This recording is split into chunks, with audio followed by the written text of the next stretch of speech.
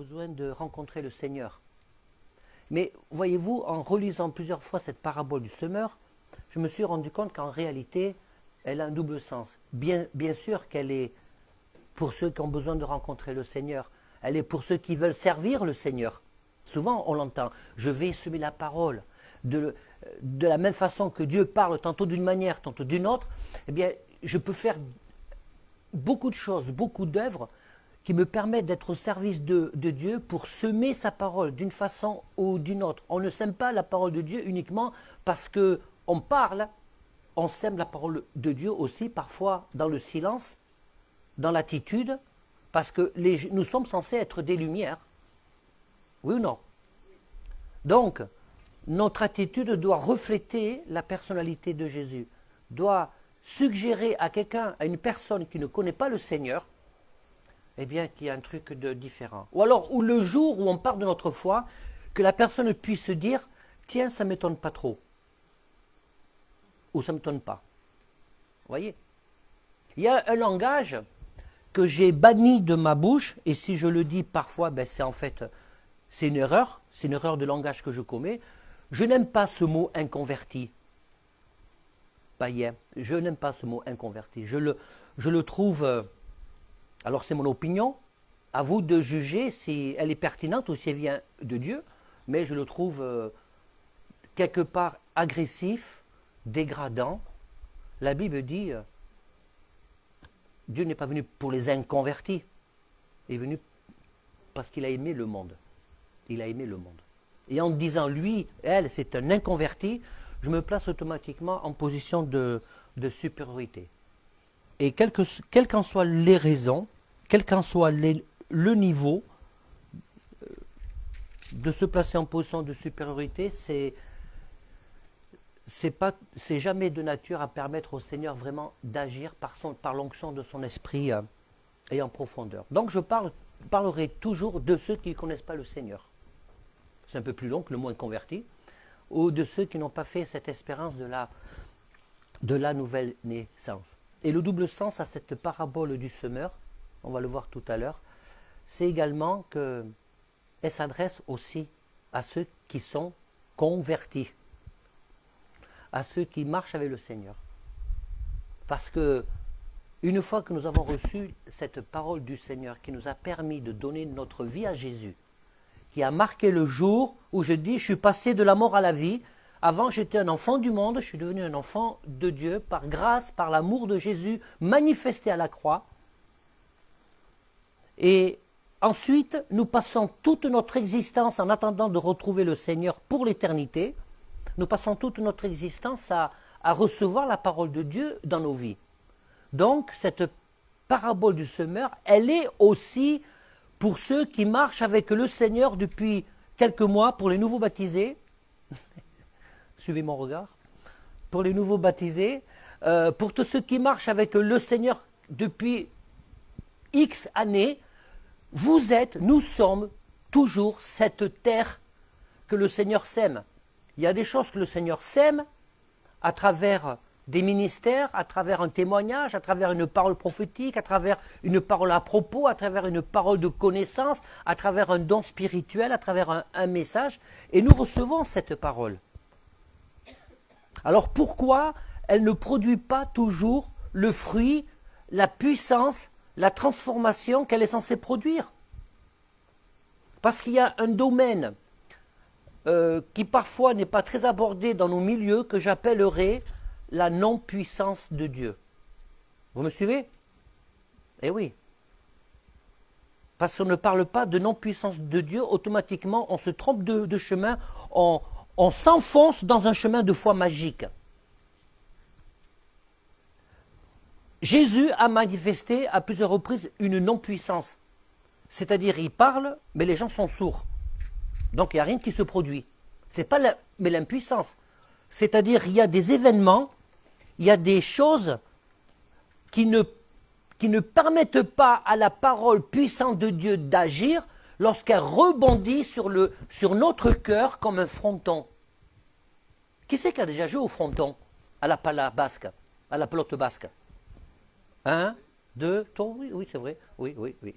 1, 2, 3, Moi, pas plus. Et vous savez, je suis originaire de Pau. Eh oui, je suis un Palois à la base. 1970, 1991. C'est mon passage à Pau. J'ai passé toute mon enfance et ma jeunesse. Et, et avec mon beau-frère, on passait des après-midi entières à jouer à la pala. Donc la raquette en bois, là, épaisse comme ça, hop. Avec, bon, au début, ça avait la balle de tennis. Mais une fois qu'on est devenu bon, on a pris la vraie balle noire qui rebondit et qui fait mal quand on la prend sur le genou ou sur les fesses, si on est devant, à bout portant. Et sur un fronton, mais d'ailleurs il y a un fronton sur les quais, si vous voyez, on peut jouer là, il y a un fronton sur les quais. Et puis je me rappelle de ces parties que je faisais, mais alors ça rebondissait, mais d'une force, et ça partait loin parce qu'il y avait le mur. Je ne pense pas qu'on pourrait bien s'amuser à la pelote basque si le fronton était en éponge. Ça ne rebondit pas pareil, ça. Voilà. Et la réalité, je pense qu'il est nécessaire, quand nous marchons avec le Seigneur, de régulièrement nous questionner. C'est un bon exercice, vraiment je vous encourage à le faire. De régulièrement nous questionner. Seigneur, où est-ce que j'en suis avec toi? Dans ma façon d'être, dans ma façon de croire? Est-ce que ma marche, elle est dans le bon tempo? Évidemment, je ne peux pas dire autre chose que de dire, suis-je toujours enseignable? Il y a des, dans ce que nous allons lire là maintenant, vous allez vite comprendre qu'il y a des terres où on va dire, là, c'est pas enseignable. La parole de Dieu ne produit pas de... Pourtant, c'est la parole de Dieu. C'est pour ça que je parle de non-puissance de Dieu. C'est la parole de Dieu, elle ne produit pas de fruits. Lorsque nous servons Dieu, ce que je fais là ce matin, ça peut produire un fruit extraordinaire comme ça peut ne rien produire parce que il n'y a rien de magique avec Dieu, parce que Dieu, dans sa grâce, a décidé de ne rien forcer. Dieu n'est pas le diable. Le diable, il force, il fait de l'intrusion, il fait du cambriolage spirituel. Il viole nos personnalités, il force les choses, il défend ses portes. Mais Jésus, lui, il est là, il tape. Je frappe. Si tu ouvres la porte, je rentre. Si tu n'ouvres pas la porte, ben, je reste dehors.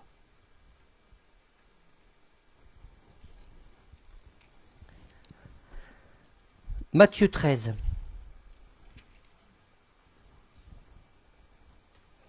Ce jour-là, Jésus sortit de la maison et s'assit au bord du lac.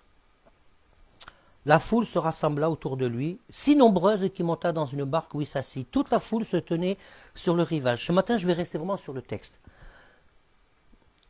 Il leur parla en parabole sur beaucoup de choses. Il dit, un semeur sortit pour semer. Là déjà, je m'arrête.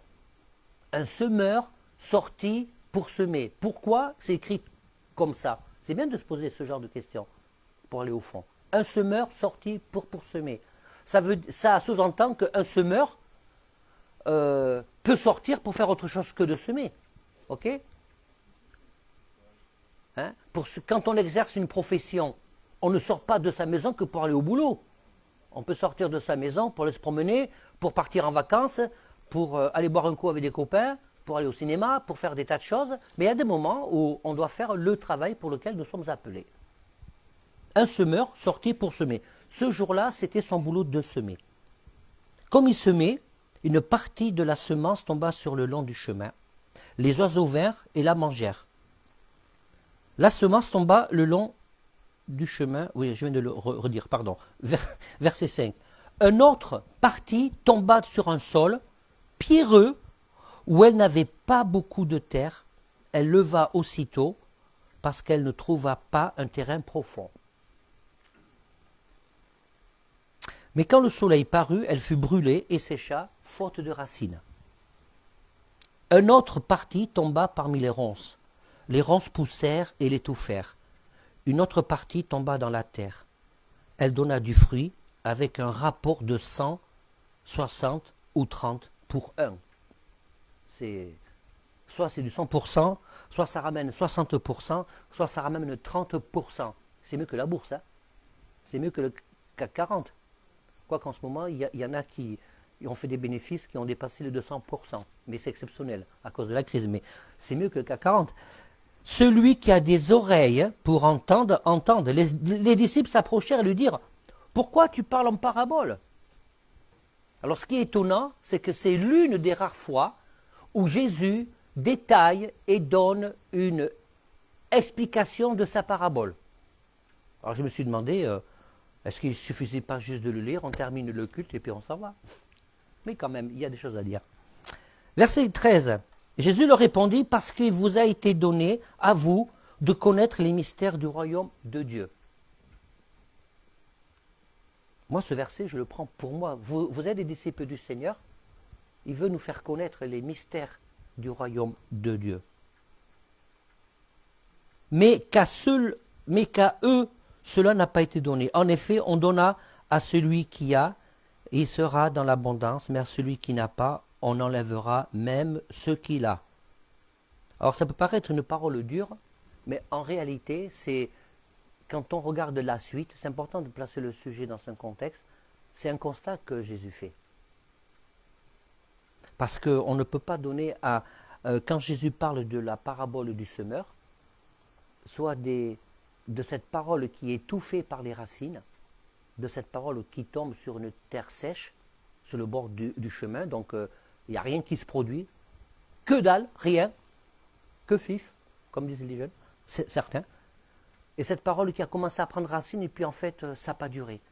Voilà.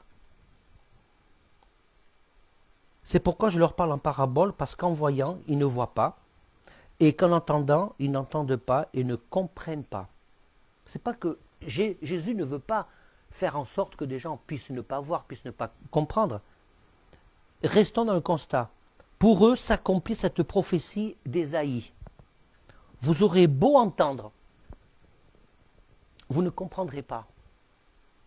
Vous aurez beau regarder, vous ne verrez pas. C'est Ésaïe qui parle.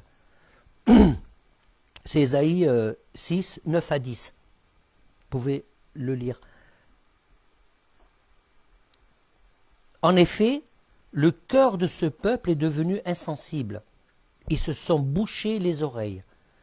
Ils ont fermé les yeux, de peur que leurs yeux ne voient. C'est intéressant ça. Jésus est en train de parler et est en train de... C'est comme si que Jésus dit, je suis en train, par ma façon de parler, de réaliser une prophétie d'Ésaïe. C'est ce que Jésus dit, hein. Si vous prenez l'ensemble, je suis en train de réaliser une prophétie d'Ésaïe. Parce que je suis en train de vous dire qu'il existe des gens qui ont décidé ou qui sont comme ça, quoi qu'on leur dise, il n'y a rien qui va se passer, ils sont comme un fronton où la balle rebondit sur le mur. Ils se sont bouchés les oreilles, ils ont fermé leurs yeux, de peur que leurs yeux ne voient, que leurs oreilles n'entendent, que leur cœur ne comprenne et qu'ils ne se convertissent et que je les guérisse. Alors ça m'interpelle ça. Y aurait-il des gens qui volontairement ne reçoivent pas totalement la parole de Dieu parce qu'on a peur de ce qui va arriver à la suite? Y aurait-il des gens qui disent « moi, je n'ai pas envie de changer, je suis bien ». Existe-t-il des chrétiens qui disent « Oh, moi, j'ai toujours été comme ça, c'est mon caractère, je ne changerai jamais ». Ça n'existe pas. Hein? Vous n'en avez jamais entendu parler. Peut-être on l'a eu dit, je l'ai eu dit. Si je parle, comment dirais-je? Je vais le dire autrement. Et je voudrais vraiment vous amener à la réflexion pour aller plus loin avec le Seigneur. Vous est-il déjà arrivé de dire, ça je veux, écoutez bien, ça je ne veux pas le recevoir du Seigneur, ça je ne veux pas l'entendre, parce que j'ai peur de ce qui va arriver par la suite. Parce que quand Dieu vient dans une vie, eh bien, c'est lui qui décide les choses. Vous savez que Dieu, il a une spécialité, c'est de nous faire marcher dans le brouillard. Hein? On a la vue à 50 mètres. Mais c'est parce qu'il veut qu'on marche par la foi. Comme l'a dit Sandrine si bien tout à l'heure, c'est Dieu qui choisit. C'est lui qui qualifie. Vous voyez? C'est terrible, ça m'a vraiment beaucoup interpellé. Quand Jésus fait ce constat, il y a cette prophétie. Il ferme les yeux de peur qu'ils ne se convertissent. parce qu'on veut garder sa vie. Et Jésus est en train de dépeindre une réalité. Est-ce que vous vous rendez compte que ce même Jésus qui fait des miracles devant des gens, tous n'ont pas cru.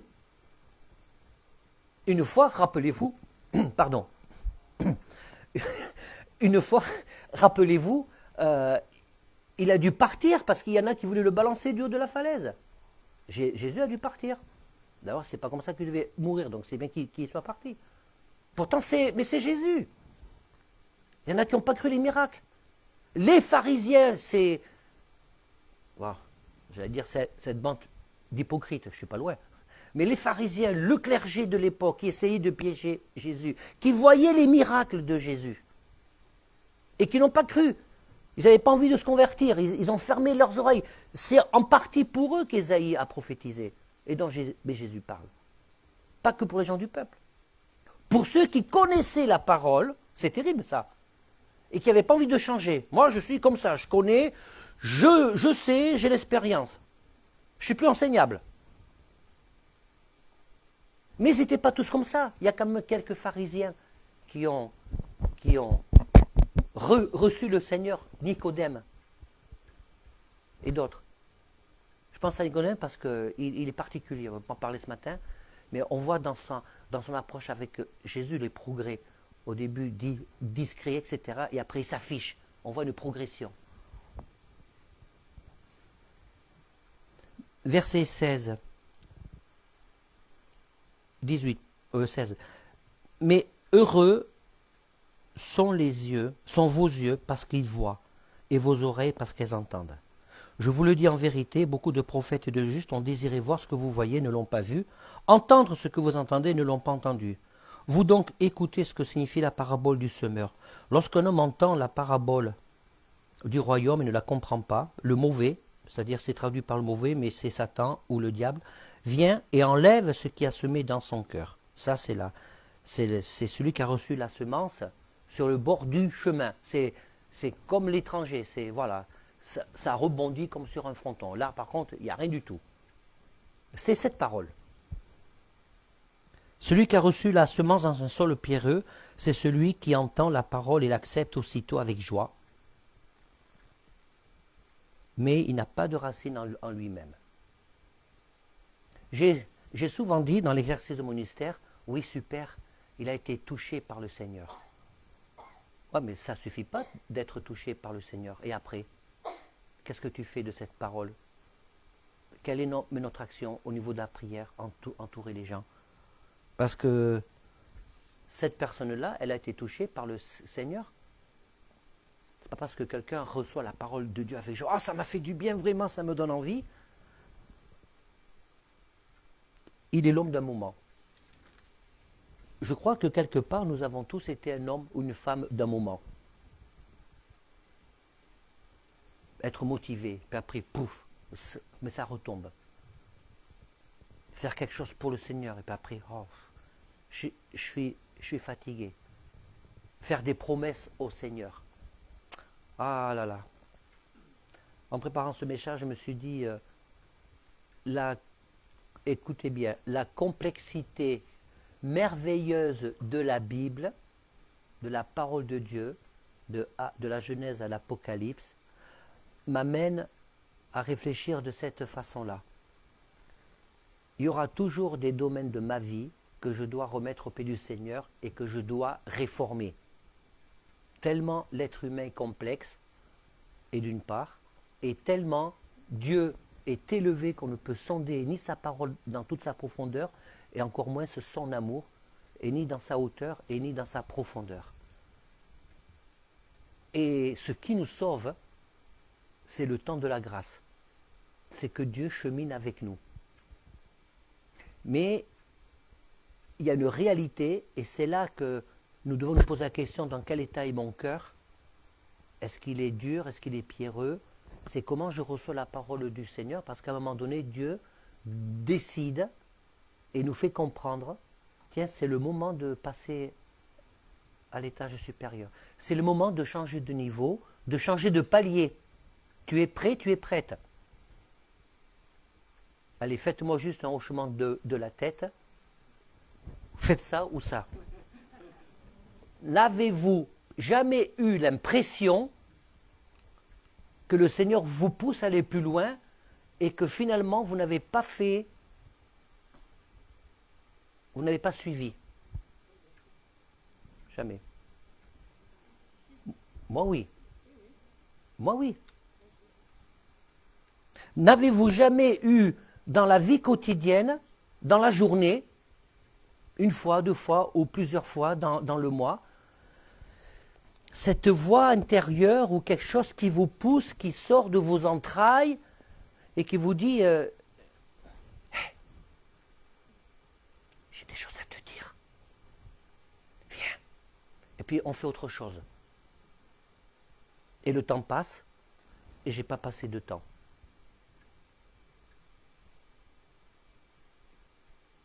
Moi, ça m'arrive. Hein. Ça m'arrive pas parce que j'étais jeune converti, pas parce que j'étais novice dans le ministère. Ça m'arrive encore aujourd'hui. Ça vous déçoit?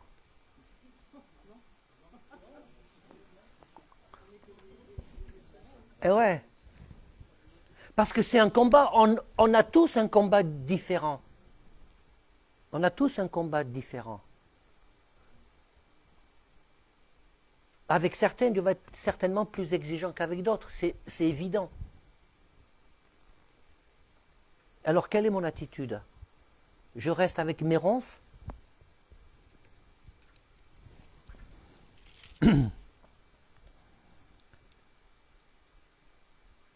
Cet homme, c'est celui qui a reçu la semence. Donc, celui qui a reçu la semence dans le sol pierreux, voilà, ça je l'ai dit, c'est un homme du moment.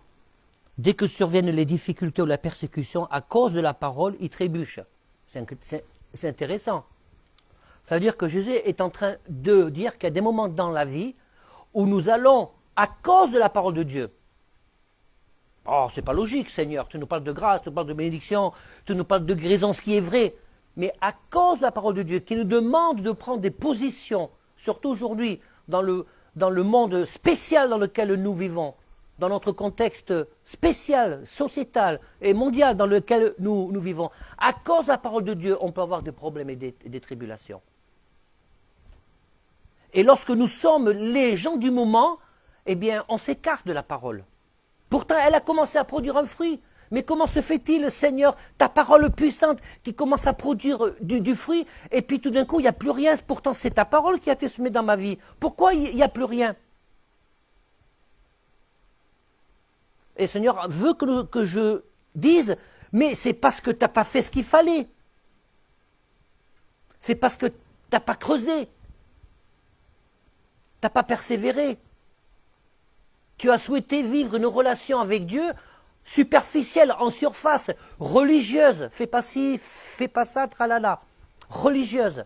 Et à un moment donné, c'est pas rentrer au plus profond de tes entrailles, donc évidemment, le moindre coup de vent, pouf, ça s'en va. C'est l'histoire de la maison bâtie sur le sable.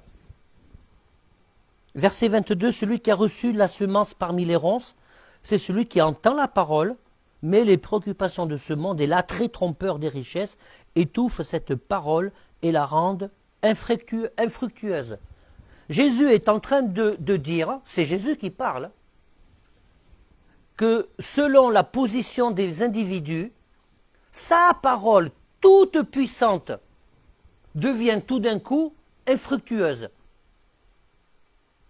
Parce qu'il est celui qui sème. À cause des soucis de la vie. Alors je voudrais quand même faire une petite parenthèse. Je pense que si nous voulons grandir vraiment selon le cœur de Dieu, il est important de réaliser que là, ce que je lis là, c'est la parole de Dieu, mais le texte est un véhicule. La parole de Dieu, c'est l'esprit qui est derrière le texte. D'accord? Si nous ne voulons pas devenir des pharisiens, des religieux, des sans-cœur, il y en a, hein. C'est la parole de Dieu, c'est l'esprit qui se cache derrière le texte. Qu'est-ce que ça veut dire pour moi aujourd'hui, Seigneur? Puisque Dieu dit, la lettre tue, l'esprit donne la vie. Qu'est-ce que ça veut dire pour moi? Étant donné que Dieu, dans sa création, n'a pas fait de nous des télépathes, ok? Des télépathes. Tu es télépathe? Non? On a besoin de parler? Évidemment, il y a des dons où le Seigneur nous permet d'avoir du discernement, mais ce n'est pas de la télépathie. Donc il nous a laissé une parole écrite. Mais qu'est-ce que tu veux? Je vais creuser cette parole pour tirer la bonne graine, pour qu'elle ait un impact dans ma vie. Et cette parole de Jésus qui produit pas qui est infructueuse, c'est ça la non-puissance. C'est pas la parole de Dieu qui est pas puissante. C'est la façon dont on la reçoit, dont nous pouvons la recevoir, qui la rend impuissante, qui la rend infructueuse, parce que nous faisons d'autres choix. Où nous nous pouvons laisser faire certaines choses. Et quand Jésus parle des richesses, Jésus n'a jamais été contre eux, mais les riches. C'est parce que c'était le problème majeur du moment dans le contexte politique et social de l'époque.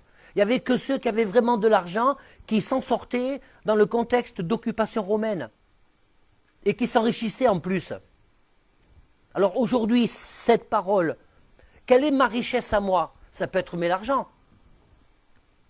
Vous savez, quand on regarde un peu l'histoire, quand on écoute à droite, à gauche certaines choses qui se disent, je me rends compte que c'est souvent ceux qui n'ont pas d'argent qui ont un rapport plus dysfonctionnel à ceux qui ont de l'argent. Hein. Et quand Jésus parle des richesses, c'est que c'était vraiment le problème de l'époque. Parce que quand on regarde l'éventail des disciples, il y en avait qui avaient beaucoup d'argent. Hein. Ok? Donc, quelle est ma richesse d'aujourd'hui? Qui fait que ça va étouffer finalement la parole que je reçois? Quelle est ma richesse d'aujourd'hui? Ça peut être plein de choses. Moi, je trouve intéressant. C'est pas interdit de faire du sport. Évidemment. L'apôtre Paul dit, tout est permis, mais tout n'est pas utile. C'est qu'est-ce qui prend une place majeure dans ma vie? Quel est l'élément, l'occupation, la lecture, qui prend tellement de place dans ma vie que j'ai plus le temps de recevoir cette parole du Seigneur, j'ai plus le temps de m'intéresser à la parole du Seigneur, et cette parole va être étouffée par toutes mes préoccupations, par tous mes soucis, par tous mes choix de vie. C'est ça que le Seigneur voudrait que nous puissions réfléchir et nous poser de vraies questions, pour pouvoir identifier la difficulté.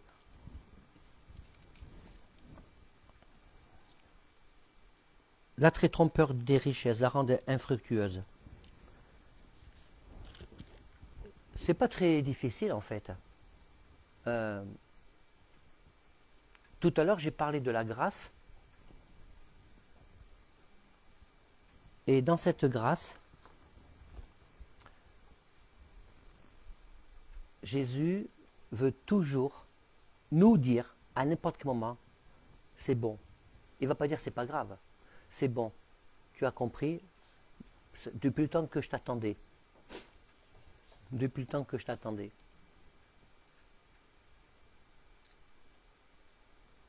Ne pensez-vous pas que...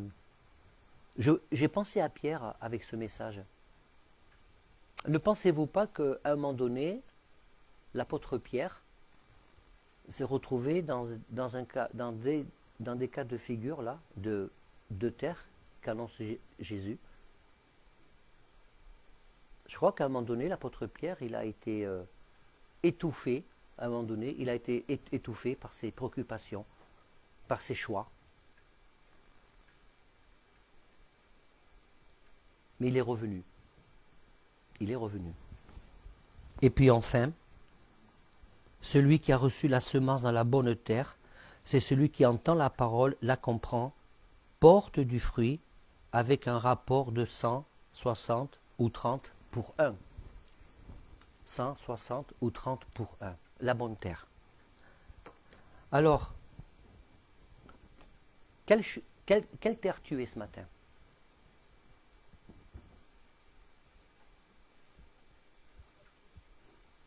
Depuis combien de temps tu as cette pensée au fond de toi, le Seigneur m'appelle à être différente ou différente et pourtant il n'y a rien qui change. Quelles sont les ronces qui empêchent la parole de Dieu de produire le fruit en toi? Quelles sont les préférences de ta vie qui sont tellement importantes que tu lui consacres toute ta vie et tout ton temps?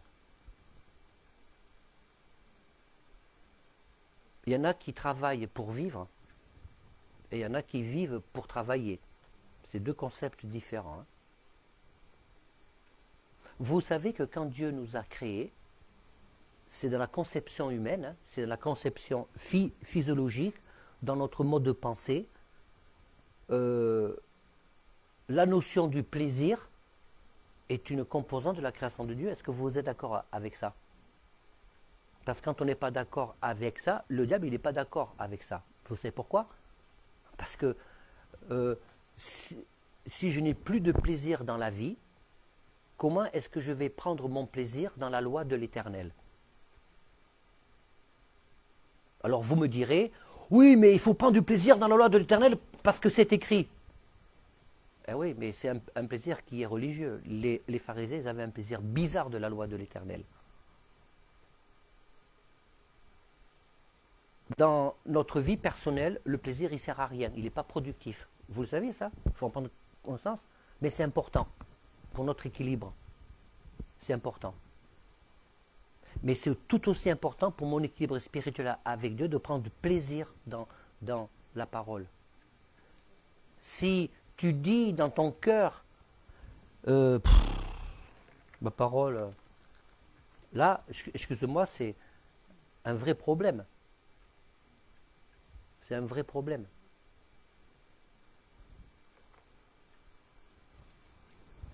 Et est-ce que ton chemin, il est... Est-ce que quand tu reçois la parole de Dieu, elle est de suite prise par les oiseaux? Est-ce que ton chemin est pierreux, sans fondement? Un coup oui, un coup non. Quel nom tu pourrais mettre sur les ronces? Sur tes propres richesses cachées qui empêchent cette parole? Et est-ce que tu en fais? Est-ce que tu veux devenir... Peut-être que quelqu'un se sent interpellé ce matin qui aimerait devenir une terre nouvelle pour recevoir la parole de Dieu. Mais moi, je veux. C'est pour ça qu'il y a ce double sens. Parce qu'avec Jésus, rien n'est définitif. C'est pas logique.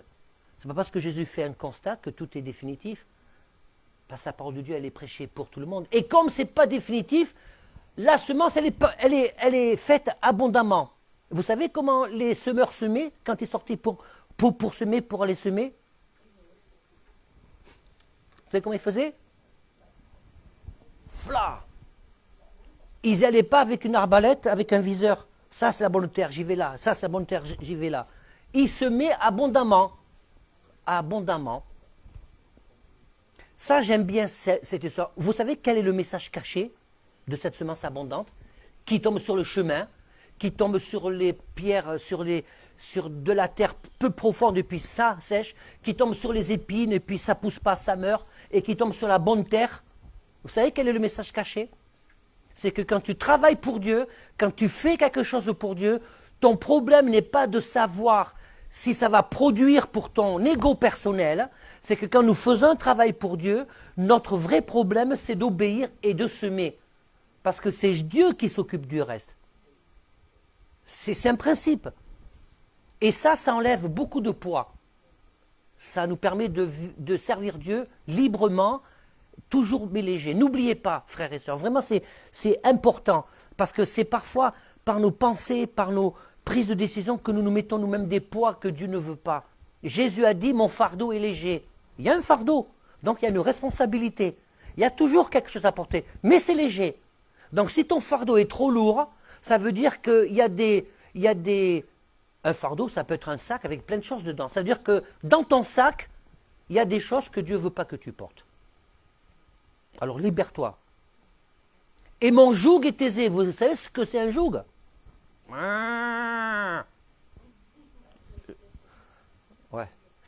On ne va pas me prendre au sérieux. Hein. Voilà, ça c'est le bœuf. Le bœuf avec le joug là, parce que ça lui permet de ne pas aller... Il ne va pas où il veut le bœuf. Mais Jésus dit, mon joug... Non mais, hein, ok, vous avez déjà bu. Maintenant, il n'y a plus de bœuf. Hein. Ou alors il faut aller dans des villages ancestraux pendant les vacances où on explique comment ça se faisait avant. Mais le joug, il permet au bœuf d'aller droit, d'aller où celui qui le conduisait, c'est ça. Et Jésus dit, mon joug est léger. Mon fardeau léger, mon joug est aisé, pardon. Il est aisé. C'est-à-dire que de vivre avec Dieu, je ne suis pas étranglé, je ne suis pas près à la gorge. Mais j'ai besoin d'un joug. Comment est-ce que je peux suivre le Seigneur si je ne me laisse pas conduire? Et pour se laisser conduire, il faut être obéissant. La bonne terre. La bonne terre. Vous savez ce que je remarque? Il y a une loi mathématique. Il y a 4 terres. D'accord? Il n'y en a qu'une qui a fonctionné. Si Jésus parle de pourcentage, là, hein, 100%, 60%, 30%, en prenant un peu de recul, je me rends compte qu'il n'y a que 25% de la semence qui a produit du fruit. Vous avez déjà raisonné comme ça? Il y a 25% de la semence qui a produit du fruit. Alors pour que ton joug soit aisé, pour que notre joug et notre fardeau soient légers, eh bien, moi quand je parle de la parole, vraiment, je me dis, ben, pour atteindre ces 25%, je dois accepter que les 75 autres pourcents meurent de suite ou plus tard. Mais c'est les 25%. Et comme Jésus parle, souvent fait des allusions au business, c'est vrai, hein, dans ces paraboles, on est dans le monde séculier. Hein. Quand par exemple Jésus dit, il parle du maître sévère qui récolte ce qu'il n'a pas semé. Pour ça, il faut dire qu'est-ce que ça veut dire pour moi. Si on le transpose aujourd'hui, qui c'est qui récolte ce qu'on n'a pas semé dans le monde d'aujourd'hui? La bourse. Ben oui. C'est intéressant. 25%. La brebis perdue. 99, c'est combien? 1%. La drachme perdue, on est sur du 10%. Et quand je vois que Jésus parle de cette brebis perdue, c'est logique. On rentre dans cette logique, dans ce principe spirituel de s'occuper du plus faible, de s'occuper d'abord de celui qui est en détresse. On met les autres en sécurité, on ne va pas leur dorloter. Ah, super, j'y suis arrivé. Indéfiniment, mais on va s'occuper. Et vous voyez, et ça nous permet de nous déculpabiliser et on ne peut pas travailler dans le service de Dieu avec une pression permanente. Et moi, dans ce que je vois là, eh bien, si ma semence, si ce que nous faisons pour le Seigneur marche à 25%, ben j'ai envie de vous dire, pour vous encourager, t'es dans les ratios. Eh ouais, t'es dans les ratios. J'ai déjà discuté je vais terminer par là, avec des chrétiens. J'ai déjà discuté avec des chrétiens. Oh, mais là, ça n'a pas marché là, ça n'a pas marché là. Et alors? Sème. Ça tombera toujours sur une bonne terre. J'ai souvent prié, Seigneur, permette que je rencontre quelqu'un qui va recevoir ta parole. Qui va recevoir ta parole. Et Seigneur Jésus, merci pour... tu peux couper. Seigneur Jésus, merci pour ce temps que nous avons passé ensemble. Ce que nous désirons, Seigneur, c'est nous repositionner devant toi